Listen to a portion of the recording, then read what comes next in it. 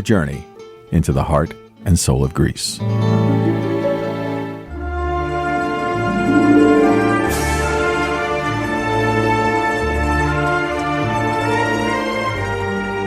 And now, member-supported Hellenic Public Radio Cosmos FM 91.5, a bilingual Greek-American radio program coming to you every day through WNYE 91.5 FM. From the Demetrius and Georgia Kaloidis Broadcasting Studios to the greater New York area and worldwide through cosmosfm.org.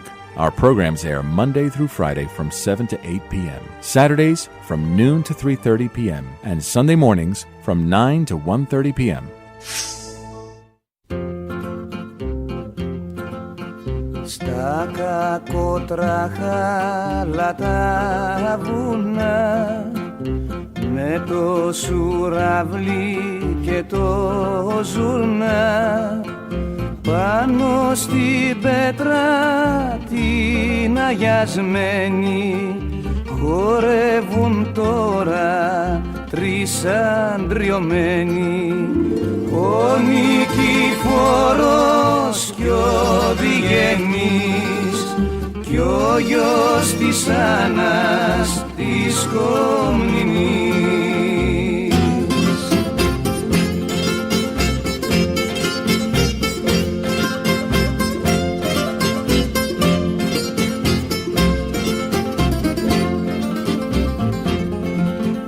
Θήκη τους είναι μια φλούδα γης, μα εσύ Χριστέ μου τους ευλογείς για να γλιτώσουν αυτή τη φλούδα απ' το τσακάλι και την αρκούδα.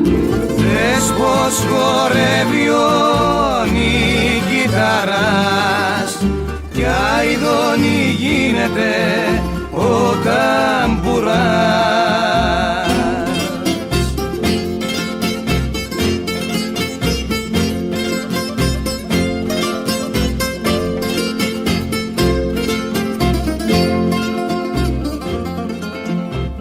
Από την Ήπειρο στο Μοριά κι απ' το σκοτάδι στη Λευτεριά το πανηγύρι κρατάει χρόνια στα μαρμαρένια του χαρουαλόνια.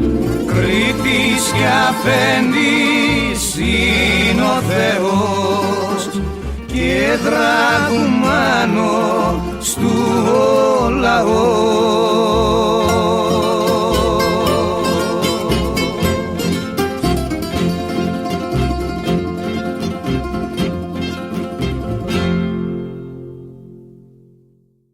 On this day in the year 1083, the first female historian of world history was born in the Purple Chamber of the Imperial Palace of Constantinople. Daughter of the Emperor Alexius I Komnenes, she was bound to walk upon the fateful path of her life with stories and experiences from the age of the First Crusade and the invasions of hostile nations. More importantly, she left behind a testament of how a 12th century woman saw her world and tried to preserve it for the annals of history. On this 937th anniversary of her birth, we'll celebrate Anna Komnene and her exciting life. All of that is next on Musical Masterworks.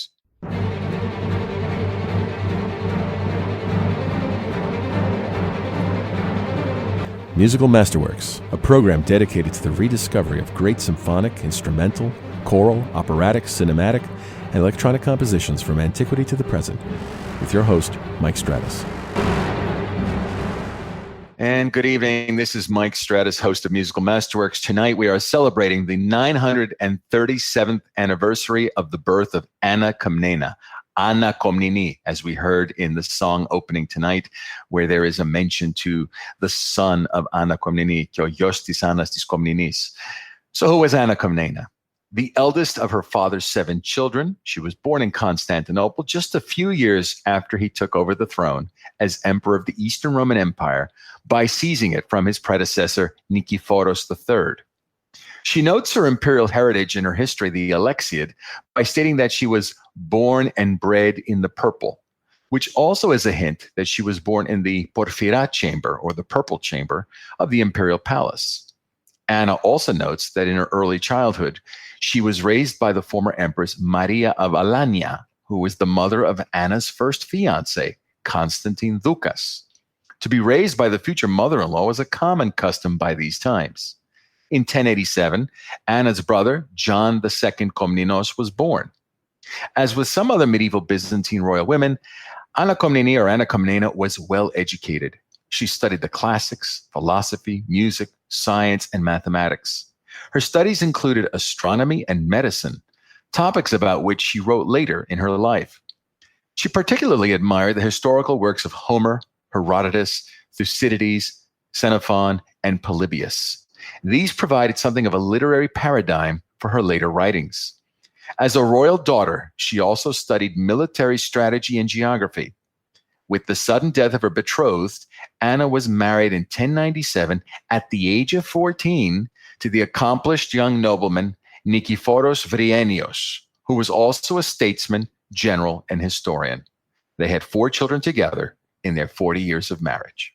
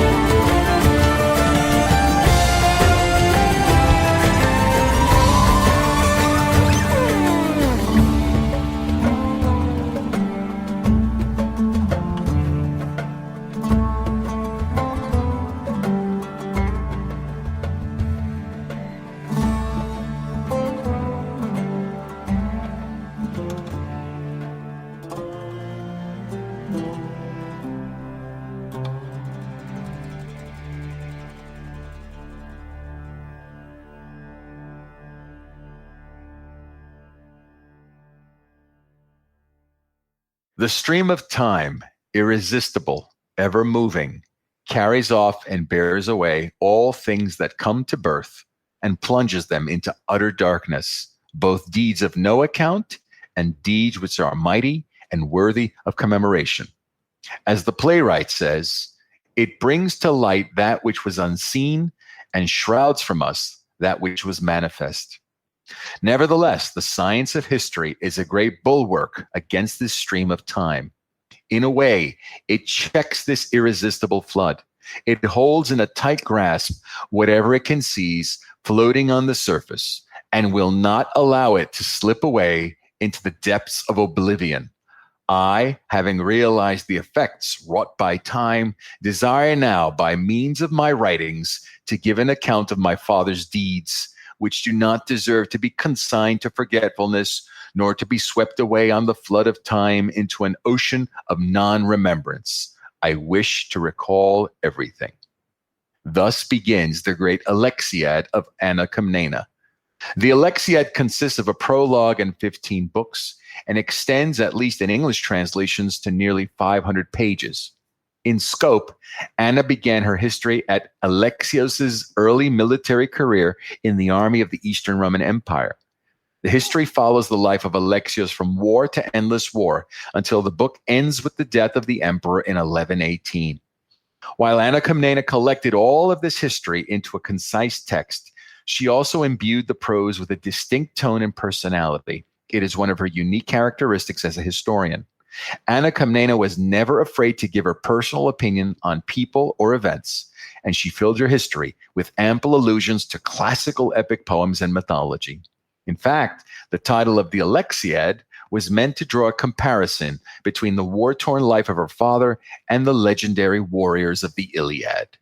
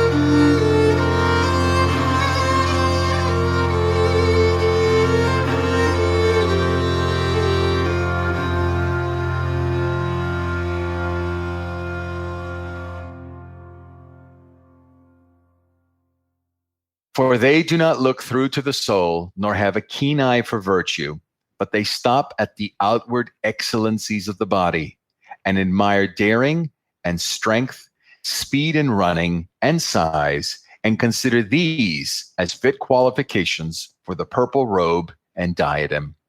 Such is the view of Anna Komnene, who feels that imperial status should be founded on more impressive qualifications. Hers is the voice of personal and impersonal motive.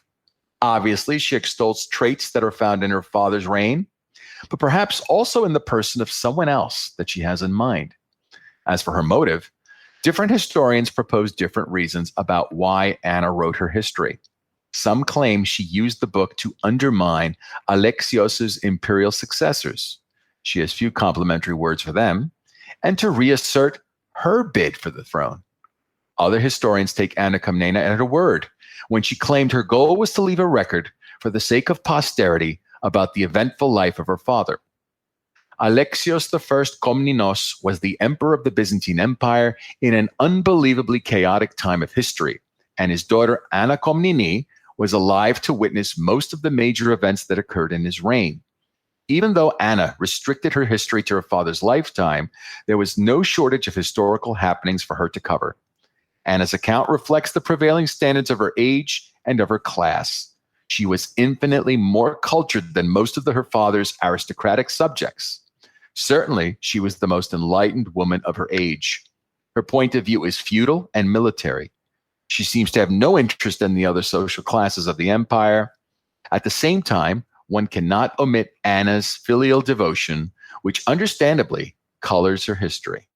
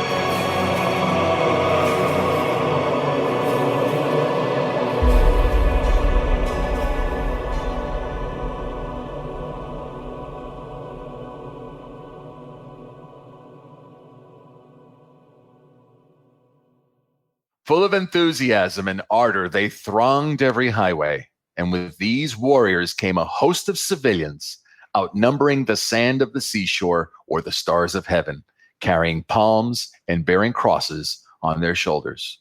Thus the Crusaders make their appearance on the Constantinopolitan horizon. Anna Komnene watched from the walls with others around her as the Crusaders made their way to have an audience with her father. This is the climax of her history. Here she wrote valuable eyewitness descriptions of the Crusader leaders and their dealings with the emperor. Her first impression of the Western warriors suddenly transformed when she discovered the streak of arrogance and disrespect of some of the leaders, particularly Bohemond of Taranto, who was the son of Robert Guiscard, her father's enemy. She writes, "Barbarians are arrogant by nature, with their heads almost in the clouds." She goes on, "The truth is, all barbarians are usually fickle by nature and unable to keep their pledges." This refers to the oath they were required to swear before the emperor to turn over all Roman lands they captured along the way. Anna Komnene also presents a famous episode which plays a central role in her characterizations. A rude crusader decided to sit on the imperial throne while the Emperor Alexios addressed the crusade leaders. He refused to leave, even after the leader of the crusade personally requested it. Alexios took note of this insolent fellow. When the time came for the crusaders to leave, Alexios gave the rude knight a message.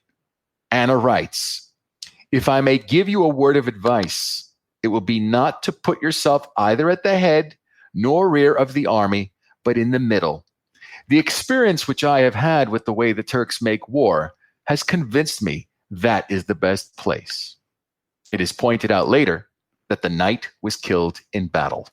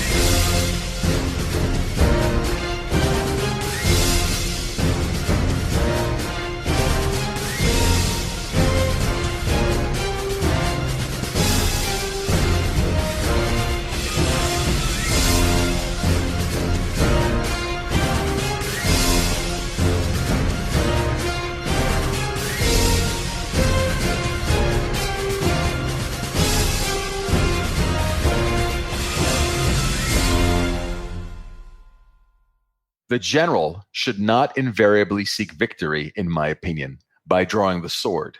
There are times when he should be prepared to use finesse if the opportunity appears and events allow it, and so achieve a complete triumph. Another gem from Anna Komnene. Knowledge of military qualifications seemed to flow effortlessly from her pen. So why would a princess in the 12th century be so interested in military affairs, you might ask?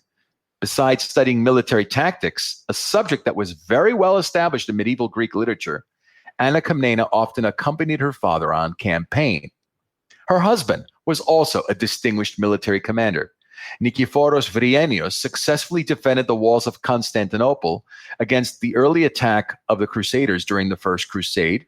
He conducted the peace negotiations between his emperor and Prince Bohemond I of Antioch in the Treaty of Duvall in 1108, and played an important part in the defeat of Malik Shah, the Seljuk Sultan of Rum, at the Battle of Philomelion in 1117. It is also the case that much of Anna's sources are found in the historical writings of her husband, who wrote a history, material for a history, which in Greek is ili historias, of the period from 1057 to 1081, from the victory of Isaac I Komnenos over Michael VI to the dethronement of Nikephoros III Votaniatis by Alexius I. The work has been described as a family chronicle rather than a history, the object of which was the glorification of the house of Komnenos. It was this unfinished work that Anna decided to use as the starting point of her history, the Alexiad. Needless to say that Anna had a great love and admiration for her husband, a man who she never ceases to praise for his love, kindness, and intelligence. She writes, "For everything, strength, swiftness, physical beauty, in fact, all good qualities of mind and body combined to adorn this man. What began as an arranged marriage led to a 4-decade-long marriage of genuine love and respect."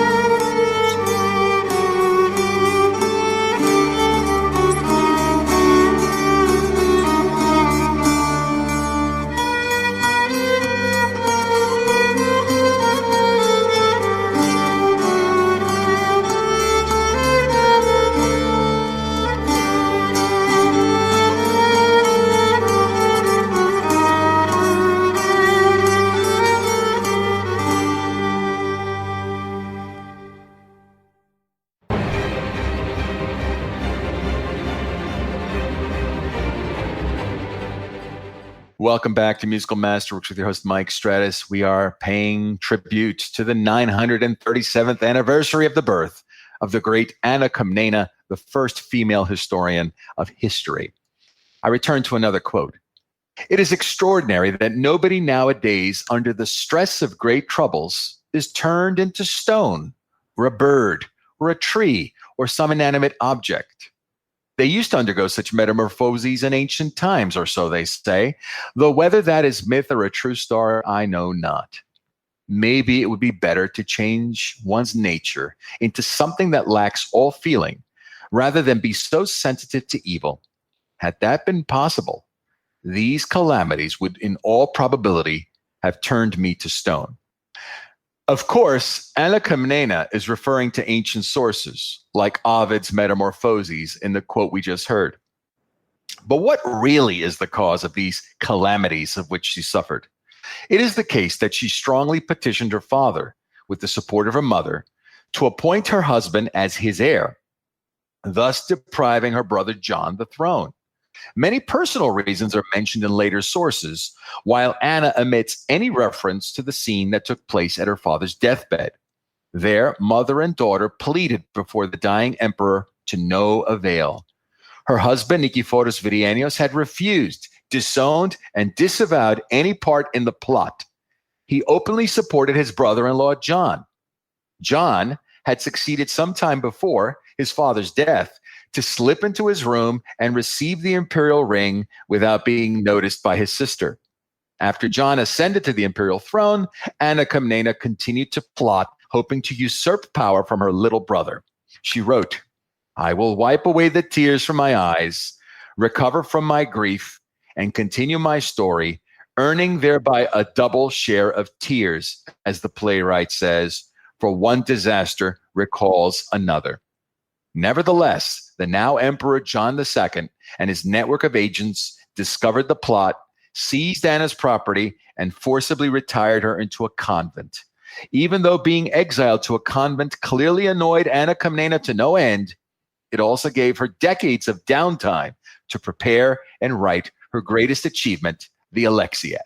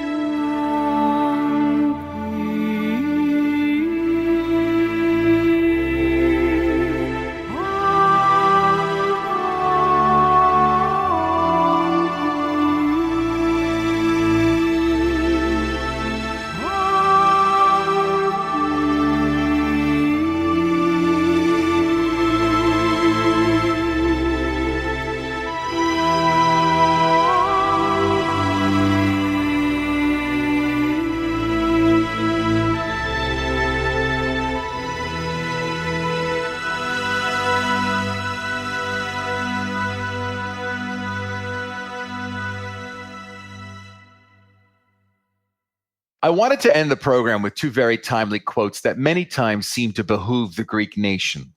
The first, if we are to achieve a position of strength and absolute security, it is essential that we should decide on a common policy. And the second, the opposition is strong when the whole body is welded together and of one mind, but let there be faction and it splits up into many parts and becomes feebler, an easy prey to its enemies. I would humbly suggest that these words be placed in every Greek school, society, press office, radio station, church hall, federation headquarters, and embassy building to inspire the generations of Greek Americans and others with a message from our past. Wisdom from a 12th century princess who continues to shake us with her candid observations and ambitions, her judgments, and her musings. Happy birthday, Anna Komnene. You have been listening to Musical Masterworks with your host, Michael Stratis. I hope you enjoyed tonight's offering. If you have any questions or comments, please feel free to call at 718-204-8900. I look forward to being here again in 2 weeks. Until then, stay healthy and safe.